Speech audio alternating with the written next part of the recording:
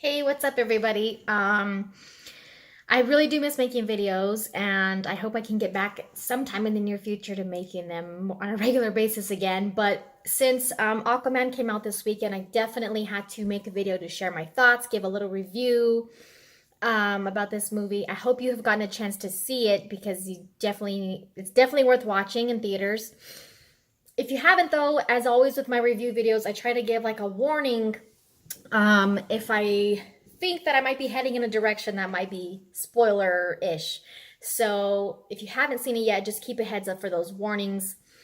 Um, but I'm just gonna get started. I'm so happy with this movie. Very pleased with this movie. It was such a breath of fresh air from Justice League.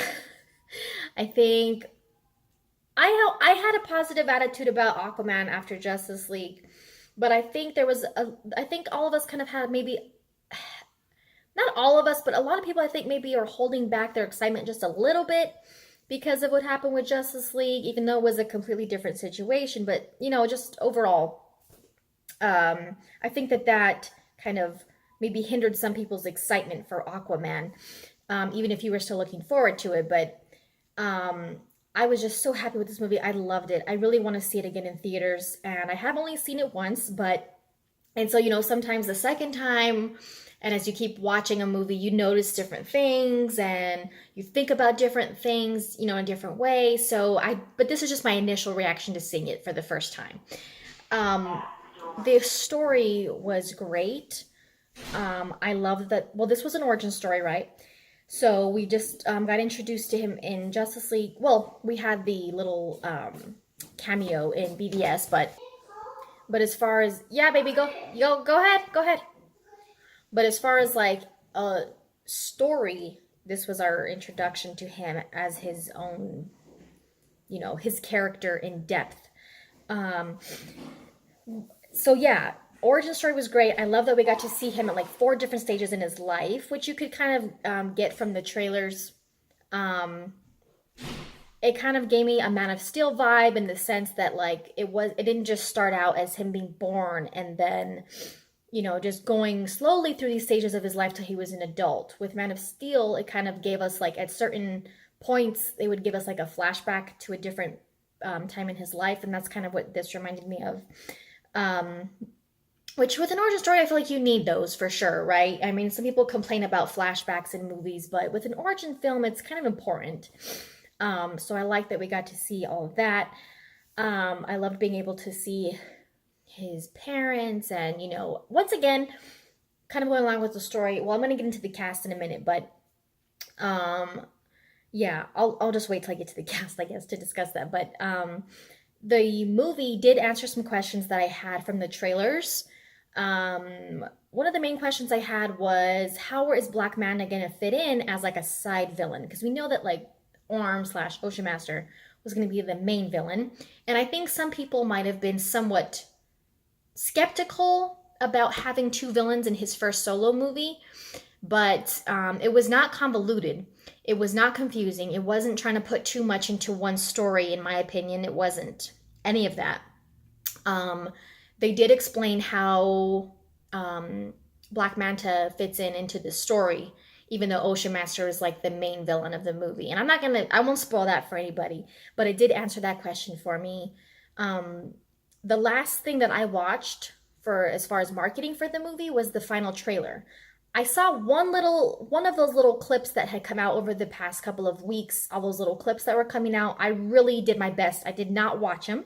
I saw one because I was tagged in it, but I didn't really remember much of what was in it. And then after that, if I saw them on like social media, I just scrolled past and didn't want to watch it. And I'm glad I did that because it's nice to kind of go into the movie having not seen too much, right? In the marketing. And so yeah, story was great. Like I said, not convoluted. It had a nice flow to it, in my opinion. I didn't feel jumpy or all over the place. Like I said, sometimes after the second, third time you watch it, you kind of notice different things. But initially, for me, watching in the theater for the first time, I didn't have that feeling. And it wasn't boring. To me, it was not boring. It had, it was a good plot. I liked it. I enjoyed it for sure. It was easy to follow, but not in a way that was like bland, I guess you could say. It wasn't just boring, I guess you could say. I don't know what other word to use, but great story. I enjoyed the writing as far as the script goes. Um, Cast. I think one of the most consistent things in the DC worlds, I guess is what they're calling it, this cinematic universe of theirs, has been casting. I think the movie that had the weakest casting was Suicide Squad, in my opinion. Not, Will Smith as Deadshot and Harley Quinn, Margot Robbie as Harley Quinn, those were spot on, and they were like the main people in those movies. I kind of enjoyed Jared Leto's Joker. I didn't mind him, but as far as like Enchantress, I wasn't too crazy about her. For those of you who have watched my videos, Suicide Squad is probably like one of my least favorite DCU movies, along with unfortunately Suicide Squad. I mean Justice League. But as far as casting, like all the main characters, Batman, Superman, Wonder Woman, Lex Luthor. For me, those have all been spot on casting choices. Flash, Cyborg, now Aquaman. I think that they did a great job with all of those choices. And then in our other solo movies, the supporting roles have also been great casting decisions as well. And like their parents, their family, you know, those important supporting roles. I feel like that continued in this movie. Of course, there were some pretty big people in this movie that were cast. I mean, Nicole Kidman as Queen Atlanta. His dad, I don't know his name off the top of my head, but it was a good decision. It was a good choice. They fit, he looked like he could pass as like maybe being his dad. And I think he did a good job in the role, but I'm not too familiar with him as an actor, but nevertheless, you know, that he was a good decision. But then, of course, we have Patrick Wilson as Orm, Ocean Master. Oh my gosh. The guy who plays Black Manta, I'm not going to try to butcher his name because I don't want to disrespect his name like that. I don't know the correct pronunciation, but he was a great decision as well, casting choice. Amber Heard as Mira. I mean, William Dafoe as Volko. There's some, you know, big name people in this movie, and they all own their role very well, in my opinion. Speaking of cast, Julie Andrews' surprise role, which we found out about not too long ago. I won't spoil it for anybody, but I was like wondering in the beginning of the movie, where is she going to pop up? And I was very surprised by her surprise role. And for those of you who have seen it, you probably were too. I was like, wow. I would have never expected her in a role like that. And I thought she did amazing. But overall, I was very happy with the cast. I thought that, oh my goodness, Patrick Wilson as Orm was probably one of my favorite parts of this movie because he so owned his role. Like, he was great. I really, really enjoyed him in this role for sure. Again, the actor who plays Black Manta, he was great as well. I've loved Jason Momoa's Aquaman from the jump. Like, you know, I think a lot of people were skeptical about it in the beginning when Zack Snyder kind of introduced us to this version of him, but he definitely just fits this character so well. And so very pleased with the cast. There was one person there was just one part in the movie that I really didn't like. And it was a very minor part, and it was just like one time that you see this particular actor. And it had to do with one of the flashback scenes going back to him as like a teenager. And it wasn't the scene itself. It was just this particular part of this acting in this particular part was just, I didn't like it. It didn't do it for me. No. And for those of you who've seen it, you might know what I'm talking about. Like I said, I don't want to give too much away or ruin things for people, but there was just one particular flashback part, and it wasn't, like I said, it was not the content of this scene. It was just the acting in this scene that was, I didn't like it. But like I said, it was a minor, excuse me, part in the movie. It was real fast. And so that was one of the main negatives for me. But again, cast was great. The villains, which kind of ties in with casting choices, but as far as like being a threatening villain, I thought that both Orm and Black Manta did a good job in that. Like, I think they both presented a convincing threat to Aquaman or Arthur in their own right, for their own reasons. And so I would put them up there as some of my favorite villains in the DC Cinematic Universe for sure. Both as like the actors themselves and as the way they were portrayed as villains in the movie. Like they were definitely convincing threats, in my opinion. And I think they really challenged Aquaman slash Arthur. Um, that was another thing I liked about the story in this movie was that he had challenges, kind of like Superman and Man of Steel. I know I keep referring to that, but I do see parallels here where it wasn't just, it was kind of like I like the fact that they kind of question themselves. They don't necessarily want to be known out there as this superhero, or in this case a king as well. They kind of, they have challenges, they run into challenges that they've never faced before, being as, invincible as they are, and invulnerable as they are. And they have challenges, they experience these things from people of their own world, I guess you could say, that they've never really experienced before. And they kind of had been holding back until they get to that point where they have to push themselves. And I like that about this movie as well, that it's not just this seamless journey for him to becoming king of Atlantis, just like it wasn't a seamless journey for um, Clark becoming Superman in Man of Steel. And so that was another good component of this movie, in my opinion. Especially, like I said, the threat of the villains was convincing. And they did such a good job in those roles. I can't stop saying that. I'm sorry. Positives and negatives. Oh, the score. I wanted to go over the score. It was very, like I said, refreshing to have a great score in this movie since they butchered the one in Justice League. Um, I was happy with the score. I really was. There were some parts when I really loved it. Other parts it was okay, but overall I really enjoyed it. I was hoping that because the score, like the music in the trailers was amazing, and I was hoping to get that in the movie, and you do.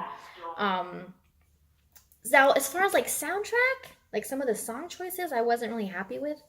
But I would rather have a good score than like an amazing soundtrack, in my opinion.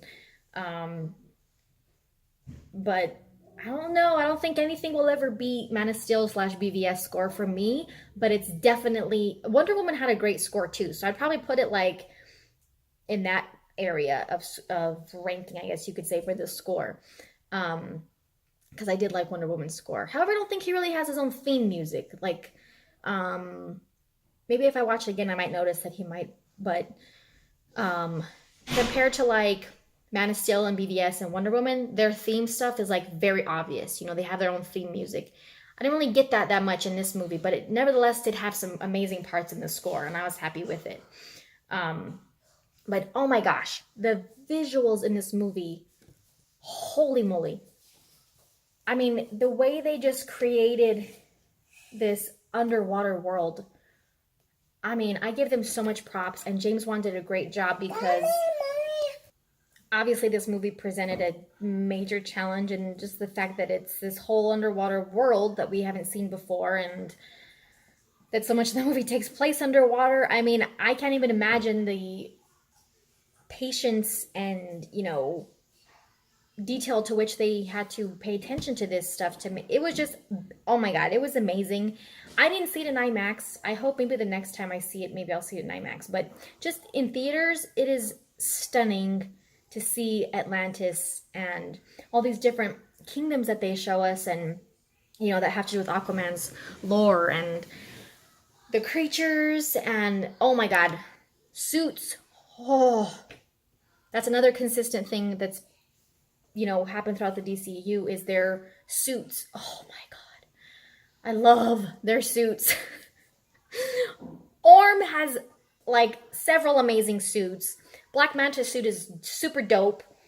Aquaman's, his main suit, which if you've seen the trailers, you've already seen that, but seeing it in, more up close and in theaters, oh my god, they so nailed them. Mira's, I mean, Nicole Kidman has some nice, queen attire. Oh, love their suits. Oh my god, gorgeous. But yeah, this whole underwater world of Atlantis is just amazing to see, and It is really cool because it just adds a whole nother layer to the DC Cinematic Universe, you know, that we haven't really seen any comic book movie to date. So that's a whole new thing now that they've introduced. And like I said, James Wan did a beautiful job of that, definitely.